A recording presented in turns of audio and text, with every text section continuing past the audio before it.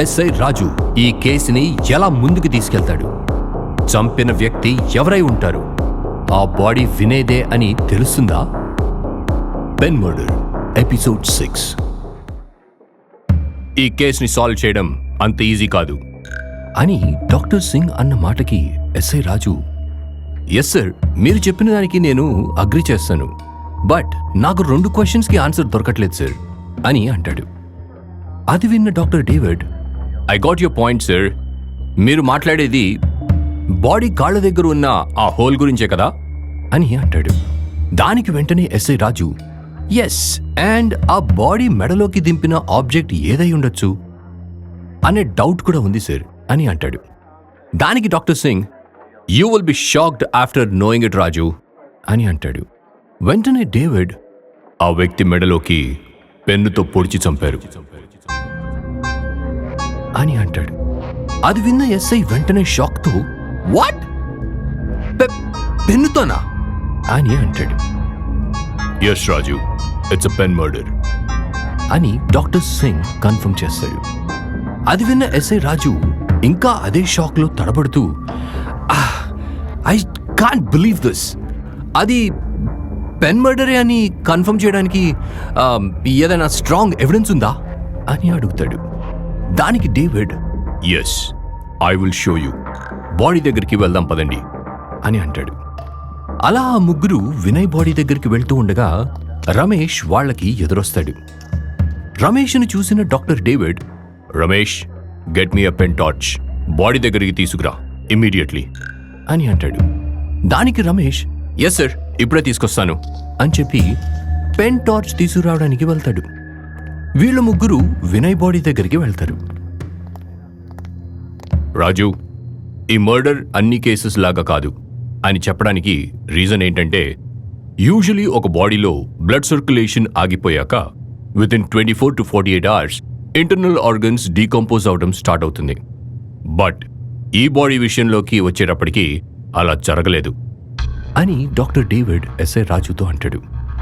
దానికి ఎస్ఐ రాజు ఒక question mark ఫేస్తో, మీరు ఏమంటున్నారో అర్థం కావట్లేదు సార్ అని అంటాడు. అప్పుడు డాక్టర్ డేవిడ్, యూజువల్గా అన్ని బాడీస్లో జరిగినట్టు ఈ బాడీలో జరగలేదు. ఈ బాడీలోని ఇంటర్నల్ ఆర్గన్స్ ఏవి డీకంపోజ్ అవ్వలేదు. అండ్ మోర్ ఓవర్, ఈ కాళ్ళ దగ్గర కనిపిస్తున్న హోల్ని చూస్తుంటే ఏదో రేర్ స్పీషీస్ స్ట్రాంగ్గా బైట్ చేసినట్టు ఉంది. బాడీలో ఉన్న డిఫరెన్సెస్కి అది కూడా ఒక కారణం అవ్వచ్చు. కానీ ఇక్కడ అర్థం కాని విషయం ఏంటంటే అని చెప్తూ ఉండగా రమేష్ లోపలికి వచ్చి, సార్, ఇదిగోండి పెన్ టార్చ్ అని డాక్టర్ డేవిడ్కి ఇస్తాడు. అది తీసుకున్న డాక్టర్ డేవిడ్, ఓకే, ఇంక నువ్వు వెళ్ళు రమేష్ అని తనని పంపించి ఆ పెన్ టార్చ్ ఆన్ చేసి వినయ్ నెక్ లోపల ఉన్న ఇంక్ శాంపిల్స్ని ఎస్ఐ రాజుకి చూపిస్తాడు. అది చూసిన ఎస్ఐ రాజు ఒక్కసారిగా షాక్ అవుతాడు. ఆ తర్వాత ఎస్ఐ రాజు డాక్టర్ డేవిడ్తో, సార్, ఇందాక మీరు ఏదో ఎక్స్ప్లెయిన్ చేస్తూ మధ్యలో ఆపారు అని అంటాడు. దానికి డాక్టర్ డేవిడ్, యా, అక్కడికే వస్తున్నాను. ఆ రేర్ స్పీషీస్ మన దగ్గరికి ఎక్కడి నుండి వచ్చి ఉండొచ్చో అర్థం కావట్లేదు అని అంటాడు. అది విన్న ఎస్ఐ రాజు అనుమానంగా, సార్, అది మీరు చెప్పినట్టు ఒక రేర్ స్పీషీసే అయితే అది ఏ అమెజాన్ ఫారెస్ట్లోనో లేక వేరే ఏదైనా కంట్రీలోనో ఉండి ఉండాలి. అలాంటి స్పీషీస్ని మన దగ్గరికి ఎవరు తెచ్చి ఉంటారు? అండ్ అసలు అది నిజంగా ఒక స్పీషీసేనా లేక ఎవరైనా కావాలనే చేసి ఇలా పోర్ట్రే అయ్యేలా ప్లాన్ చేసి ఉంటారా అని నా అనుమానం అని అంటాడు. దానికి డాక్టర్ డేవిడ్, ఈ డౌట్ నాకు కూడా వచ్చింది రాజు, కానీ ఆ కాళ్ళకి ఉన్న హోల్ లోపల చిన్న చిన్న వెంట్రుకలు లాంటివి కనిపించాయి. దానివల్లే అది ఒక స్పీషీస్ అయి ఉండొచ్చు అనే డౌట్ రైజ్ అయింది అని అంటాడు. అది విన్న ఎస్ఐ రాజు, మీరు చెప్పిన పాయింట్ నేను అగ్రీ చేస్తా సార్, కానీ నాకు ఇంకో డౌట్ ఉంది అని అంటాడు. దానికి డేవిడ్, ఏంటో చెప్పండి రాజు అని అంటాడు. దానికి ఎస్ఐ రాజు, ఈ వ్యక్తిని చంపడానికి వేరు ఎక్కడో ఉండే ఒక స్పీషీస్ని తీసుకొచ్చి మరీ ప్లాన్ చేసే అంత అవసరం ఏమై ఉండొచ్చు? ఈ కేసు విషయంలోకి వస్తే ఒకటి పెన్ యూసేజ్, ఇంకొకటి రేర్ స్పీషీస్. ఒక వ్యక్తిని చంపడానికి ఇంత డిఫరెంట్గా ప్లాన్ చేశారంటే దీని వెనక ఉన్న మిస్టరీ ఏంటో అర్థం కావట్లేదు అని అంటాడు. అది విన్న డాక్టర్ సింగ్, అందుకే ఈ కేసుని సాల్వ్ చేయడం అంత ఈజీ కాదు అని అన్నాను మిస్టర్ రాజు. ఈ కేసుని ఎక్కడి నుండి స్టార్ట్ చేయాలో, ఎలా డీల్ చేయాలో మీరే ఆలోచించాలి. We're done with our findings.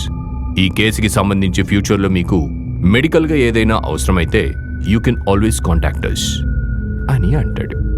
దానికి SI Raju, okay sir, thanks for the information. Further ఏదైనా అవసరం పడితే ఐ విల్ కాంటాక్ట్ యూ అని చెప్పి అక్కడి నుండి వెళ్ళిపోతాడు. అలా బయటికి వచ్చిన ఎస్ఐ రాజు, ఇప్పటికే ఉన్న కేసులు సరిపోవన్నట్టు ఇదో కొత్త తలనొప్పి వచ్చి పడింది అని అనుకుంటూ తన కారు ఎక్కి స్టేషన్కి వెళ్తాడు.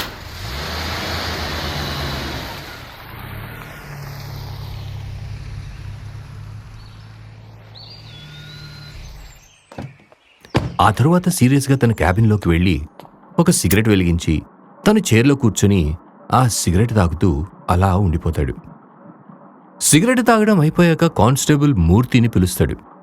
తన పిలుపు విన్న మూర్తి వెంటనే ఎస్ఐ క్యాబిన్లోకి వచ్చి, చెప్పండి సార్ అని అంటాడు. మూర్తి గారు, మనకొక 100 కిలోమీటర్ల రేడియస్లో లాస్ట్ 1 మంత్లో ఎంతమంది ఫారినర్స్ వచ్చారు, వాళ్ళు ఎక్కడెక్కడ స్టే చేశారు, వాళ్ళ యాక్టివిటీస్ ఏంటి, ఈ డీటెయిల్స్ అన్నీ నాకొక 1 అవర్లో కావాలి అని ఎస్ఐ రాజు స్ట్రాంగ్గా అడుగుతాడు. దానికి కానిస్టేబుల్ మూర్తి, సార్ మరీ 1 అవర్లో అంటే కష్టం సార్, నాకు అట్లీస్ట్ ఒక హాఫ్ డే ఇవ్వండి. కానీ ఇప్పుడు సడన్గా ఫారెన్ నుండి వచ్చిన వాళ్ళ డీటెయిల్స్ అడుగుతున్నారు, ఏదైనా ప్రాబ్లమా సార్ అని ఎస్ఐని అడుగుతాడు. అప్పుడు ఎస్ఐ, ఎస్ మూర్తి, మొన్న జరిగిన మర్డర్ కేసులో దొరికిన క్లూస్ బట్టి దాంట్లో ఫారిన్ నుండి వచ్చిన వాళ్ళ ఇన్వాల్వ్మెంట్ ఉండి ఉంటుందని నా అనుమానం. దానికోసమే ఈ డీటెయిల్స్ అడుగుతున్నాను అని అంటాడు. దానికి మూర్తి, ఓకే సార్ అని చెప్పి వెళ్ళిపోతూ ఉండగా వెంటనే ఎస్ఐ, బై ద వే, మీకు ఎవరి మీదనైనా అనుమానం ఉంటే నాకు చెప్పండి అని అంటాడు. అప్పుడు మూర్తి ఒక డౌట్ఫుల్ ఎక్స్ప్రెషన్ పెట్టి, అనుమానం అంటే ఆ మర్డర్ జరిగిన ముందు రోజు రాత్రి మన స్టేషన్కి ఒక కాల్ వచ్చింది సార్. అది రాయల్ బార్ 24/7 నుంచి వచ్చింది. ఆ రోజు నైట్ డ్యూటీలో నేనే ఉన్నాను సార్ అని అంటాడు.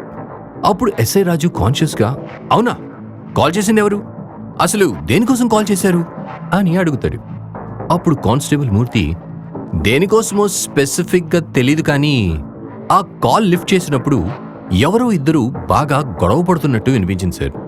దాంట్లో ఒక వ్యక్తి ఏదో వేరే లాంగ్వేజ్లో మాట్లాడుతున్నాడని అర్థమైంది. మోరోవర్ ఆ రాయల్ బార్ ఫారినర్స్కి ఫేవరెట్ స్పాట్ సార్ అని ఎక్స్ప్లెనేషన్ ఇస్తాడు. ఇదంతా విన్న ఎస్ఐ రాజు, అది సరే, ఇంతకీ కాల్ చేసిన వాళ్ళు ఎవరు, ఏం మాట్లాడారు అని అడుగుతాడు. దానికి కానిస్టేబుల్ మూర్తి, కాల్ అయితే వచ్చింది కానీ ఎవరు ఏం మాట్లాడలేదు సార్. కాల్ లిఫ్ట్ చేయగానే ఎవరో ఇద్దరు బాగా గొడవ పడుతున్నట్టు వినిపించింది. హలో హలో అని ఎన్నిసార్లు అన్నా కూడా అటువైపు నుండి ఎలాంటి రెస్పాన్స్ లేదు సార్. ఒక 1 మినిట్ లోపలే ఆ కాల్ డిస్కనెక్ట్ అయ్యింది. బార్లల్లో ఇలాంటి గొడవలు కామనే కదా అని మేము కూడా అంతగా పట్టించుకోలేదు సార్ అని అంటాడు. అప్పుడు ఎస్ఐ రాజు, అవునా, సరే, ముందైతే నేను అడిగినట్టు లాస్ట్ 1 మంత్లో ఫారిన్ నుండి వచ్చిన వాళ్ళ డీటెయిల్స్ తీసుకురండి. ఆ తర్వాత మనం ఆ బార్ దగ్గరికి వెళ్దాం. ఈ కేసుకి సంబంధించిన ఇన్వెస్టిగేషన్ ఆ రాయల్ బార్ నుండే మొదలు పెడదాం అని అంటాడు. దానికి కానిస్టేబుల్ రాజు, ఓకే సార్, ఈవినింగ్ లోపు ఆ డీటెయిల్స్ మీ దగ్గరికి తీసుకొస్తాను అని చెప్పి అక్కడి నుండి వెళ్ళిపోతాడు. అలా వెళ్ళిన మూర్తి ఫారెన్ నుండి వచ్చిన వాళ్ళ ఇన్ఫర్మేషన్ మొత్తం గ్యాదర్ చేసి ఎస్ఐ దగ్గరికి ఆ ఫైల్ని తీసుకుని వస్తాడు. మూర్తిని చూడగానే ఎస్ఐ, చాలా ఫాస్ట్గా ఉన్నారు మూర్తి గారు, చెప్పిన టైం కంటే ముందే తీసుకొచ్చారు, గుడ్ అని అంటాడు. దానికి కానిస్టేబుల్ మూర్తి మొహమాటంగా, దాంట్లో ఏముంది సార్, మనకిది చాలా ఇంపార్టెంట్ కదా అందుకే అని ఆపేస్తాడు. అప్పుడు ఎస్ఐ రాజు, సరే మూర్తి గారు, ఈ ఫైల్ని నేను స్టడీ చేస్తాను అండ్ మనం 1 గంటలో ఆ రాయల్ బార్కి వెళ్దాం. అంతకంటే ముందు ఒకసారి ఆ మర్డర్ జరిగిన స్పాట్కి వెళ్ళి అక్కడ నుండి ఆ బార్కి వెళ్దాం అని అంటాడు. దానికి కానిస్టేబుల్ మూర్తి, ఓకే సార్ అని చెప్పి ఎస్ఐ క్యాబిన్ నుండి వెళ్తూ ఉండగా SI Raju, and one more thing Murthy గారు, ఆ మర్డర్ గురించి మన స్టేషన్కి వచ్చి చెప్పిన ఆ తాతగారిని కూడా స్పాట్కి రమ్మని చెప్పండి అని అంటాడు. అప్పుడు కానిస్టేబుల్ మూర్తి, ఓకే సార్, నేను ఇప్పుడే ఆ తాతకి ఇన్ఫార్మ్ చేస్తాను, మనం స్టార్ట్ అవ్వగానే ఆయనను కూడా స్పాట్కి రమ్మని చెప్తాను అని చెప్పి అక్కడ నుండి వెళ్ళిపోతాడు. ఆ ఫైల్ని స్టడీ చేసిన తర్వాత ఎస్ఐ మరియు కానిస్టేబుల్ మూర్తి వినయ్ మర్డర్ జరిగిన స్పాట్కి వెళ్తారు. వీళ్ళు వెళ్లేలోపే ఆ తాత కూడా స్పాట్కి వచ్చి ఉంటాడు. కారు దిగిన వెంటనే ఎస్ఐ రాజు ఆ తాతతో, మీరు ఆ శవాన్ని చూసినప్పుడు రోడ్డు మీద ఏదైనా కారు గాని లేదా బండి గాని పార్క్ చేసి ఉండటం గమనించారా అని అడుగుతాడు. దానికి ఆ తాత, లేదు సారు, అలా ఒక మనిషి చనిపోయి ఉండడం చూసి నాకు చాలా భయం వేసింది. అది వెంటనే నా సైకిల్ తొక్కుకుంటూ స్టేషన్కి వచ్చి చెప్పేసినాను, అంతే సారు, ఆ భయంలో నేను వేరే అది పట్టించుకోలేదు అని చెప్పుకొస్తాడు. దానికి ఎస్ఐ రాజు సరే అని చెప్పి మళ్ళీ ఏదైనా అవసరం పడితే పిలుస్తానని తాతకి చెప్పి ఆ స్పాట్ మొత్తం ఒకసారి చూసుకుని అక్కడ నుండి బార్కి స్టార్ట్ అవుతారు. బారికి వెళ్లిన ఎస్ఐ రాజుకి ఏదైనా మేజర్ క్లూ దొరుకుతుందా? అసలు ఈ మర్డర్కి ఒక ఫారినర్కి సంబంధం ఏంటి? చనిపోయినది వినయ్యే అని ఎస్ఐకి తెలుస్తుందా? ఈ ప్రశ్నలకు సమాధానం కోసం మా నెక్స్ట్ ఎపిసోడ్ని వినండి.